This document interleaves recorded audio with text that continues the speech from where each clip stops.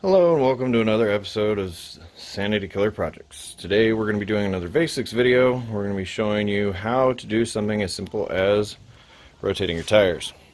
So this is our 2017 Jeep Cherokee KL two-wheel drive 3.2 liter.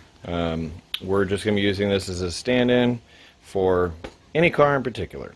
This particular car, just so that you're aware, has a 2-inch American Trail Products lift kit and 30-inch tires. So if this car looks like it's sitting higher than your car, that's most likely why. Everything that we're going to do is going to be exactly the same whether it's lifted or not. You may just have a harder time getting the jack in. Hopefully this video can go pretty quickly. I'm just going to show you some stuff, explain a few things. We'll switch the tires out. Not a big deal. Rotating your tires is fairly simple. There's just a few safety things you have to watch out for. So let's get started. I already have the jack basically in the area where it's got to go, but I'm going to move it out of the way a little bit to show you where we're going to go exactly. The jack underneath of the car is going to lay on the bottom side of the A-arm, which is, let me see if I can get my finger in the video, that guy right there. We're going to put it on the bottom of that.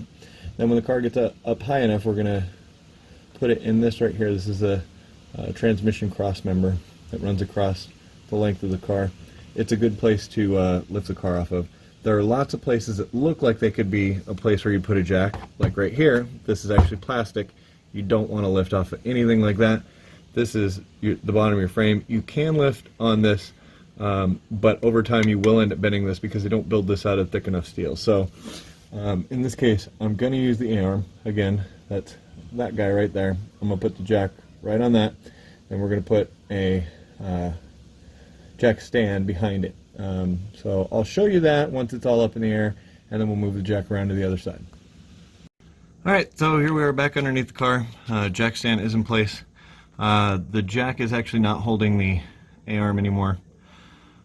It's just up against the area where I lifted it from, so that I could show roughly where the arm gets lifted. The reason why the jack stand is so high in the air is because, again, I have big tires, and because you have to make sure that the tire is actually up off the ground.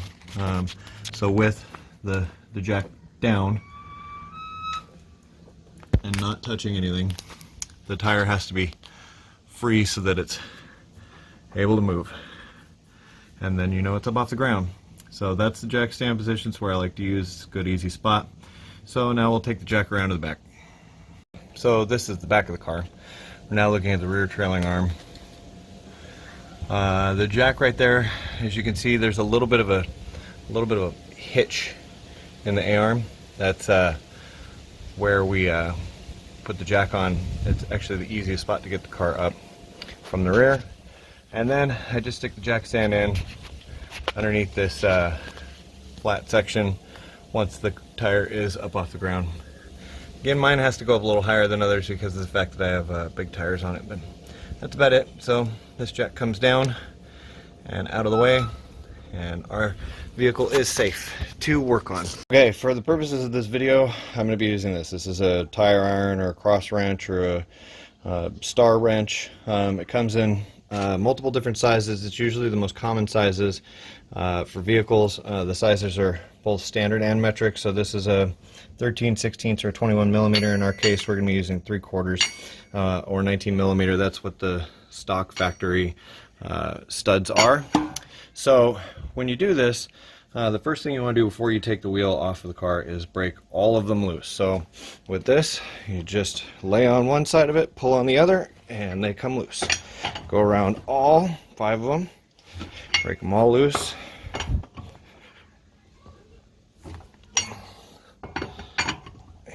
And that one, and one more.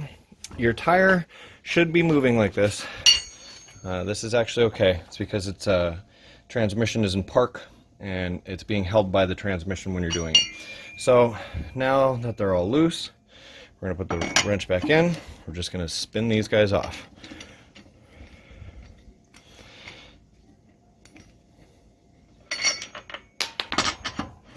Now, these are called studs because they have threads on them built into them. They're not lug nuts. Lug nuts are when the threaded part sticks out of the hole and you put the nut on top of it. These are what are called wheel studs. They have the threads built into them. So we're just going to take the studs out, and then we're going to do the same thing to the next tire. But before we get to that point, we're going to stop and show you something else. Okay, so there's multiple ways to rotate your tires. Front to back, front to rear, rear to front. There's lots of ways to do it. In this particular case, we're going to go front to back. There are reasons why. This is a radial tire, and I'll explain that in a minute why you can. This is not a directional radial. So directional radials, you would have to go front to rear.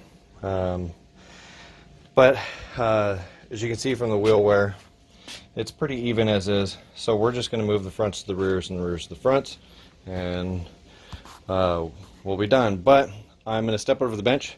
I'm going to explain why wheels get rotated the way they get rotated.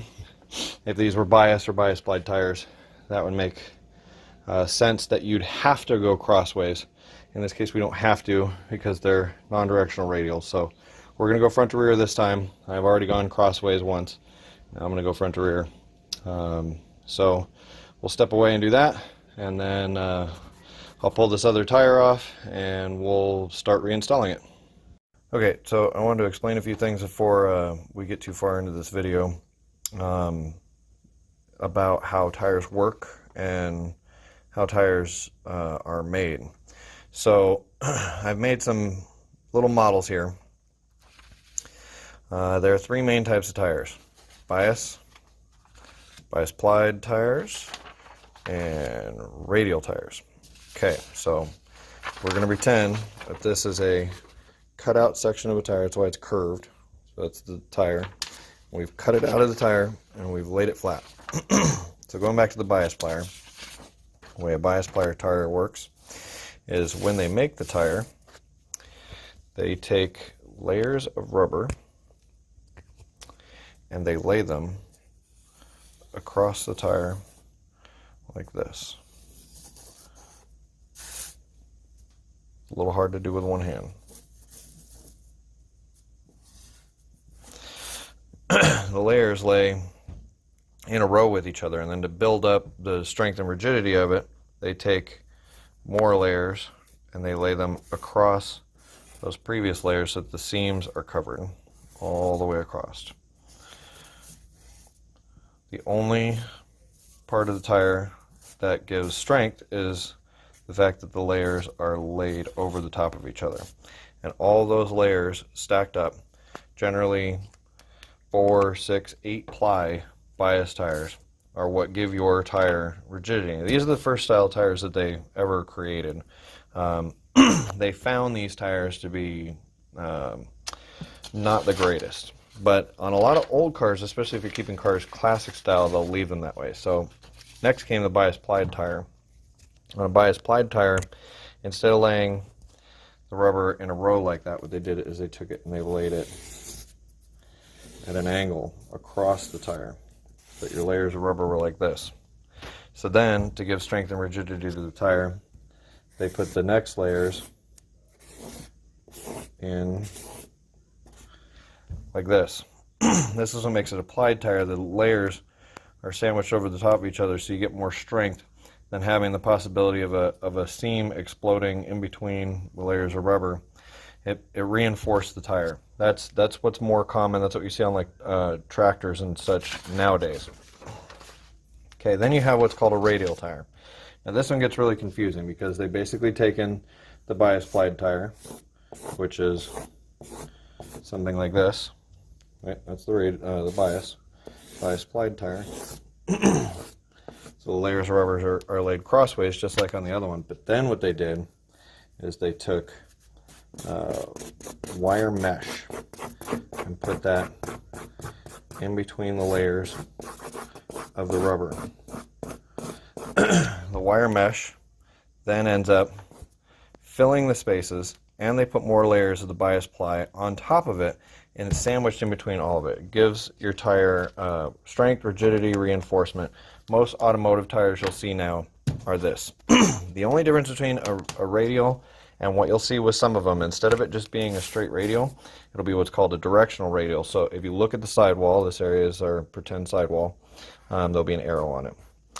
This has a lot to do with how your tires get rotated, whether it's front to back or crossways on the car. Generally, when you're rotating the tires on the car, your tires are going to go from your car. Here's your 4 tires. Your tires are generally going to go like this.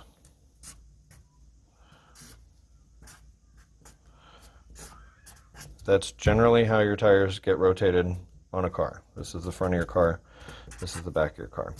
But with radial tires, because they don't require all that, and unless they're directional, if they're directional, you would for sure do it like that. You can also rotate your radials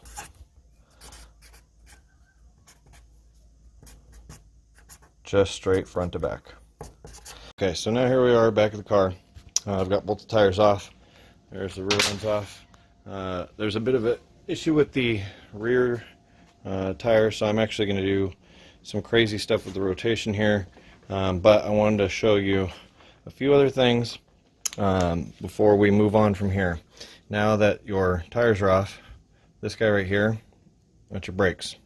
Easiest way to check your brakes is when the tire's off, and right now the tire's off. You look down in that crack down there, you can actually see the brake pad. The brake pad will show if it's worn out or not. These brakes are pretty worn. We could change them soon. This at least gives me an indication that it's gonna be coming up soon. They're not necessarily required at this point though. The rear one can't see so well with the flashlight. Maybe in there. There you go. That's where you can see it right here. See, that rear pad actually looks pretty good. That front pad is starting to get worn. They're still in good shape, so I'm not going to be changing them just yet. I'm actually fairly aware of where the brakes are because I rotate my tires pretty often, but this is how you check the brakes. If you have rear drum brakes, this is not going to work to show you how to check the rears, but the rears on this particular are not drum, they're disc brakes, so we can check the wear on them. The rear pad looks in good shape. The front pad, probably still see it better going down through the top. It is in there. My light's not quite hitting it. Right there. That's a good looking brake pad still. So the fronts are a little worn. Rears are doing okay. That's usually the case. Usually rears wear out less frequently. So what we're going to do is we're going to take the front tire here and we're going to roll it around to the back, and it's now going to become our back tire. And this front tire is actually going to go to the other side because of the wear patterns I see on it. So right now, this is going to get reinstalled over here. That loud crash was the front tire falling over when I rolled it out of the way, or what is now going to be the front tire. So we'll put the studs on this guy, start putting them on, and then I'll explain how to tighten tire patterns. Okay, so I've tightened all the studs down except for one. Just want to show you how they go on. Same as the other, as they come off, just the opposite direction. Clockwise or righty-tighty, and when they come off, they go counterclockwise or lefty-loosey, if you like that expression. So you just spin them down until they're snug. This, because it has studs on the rotor assembly, there's a little bit of a hub that sticks out so you can hang the tire on it and then get a couple of the studs started. Once you get them all down lightly snug, and you know that there's no movement between the tire and the brake assembly, you need to torque the wheels. It's significantly more important on aluminum and magnesium wheels. Steel wheels will still get bent and messed up, but you need to make sure that you understand what torque patterns are, and how to do torques depending on how many studs your car has. So in this case it's 5. So what we're going to do, and I'm not going to be able to do it like this because I need my other hand free to be able to tighten these down tight enough. But you start on 1, you go directly across from it, then you come back down to the one just up from the back, and then go across to this one here, and then to this one. Your individual car manual will have the actual specs if you're going to use a torque wrench to make sure that you have the torque settings set properly.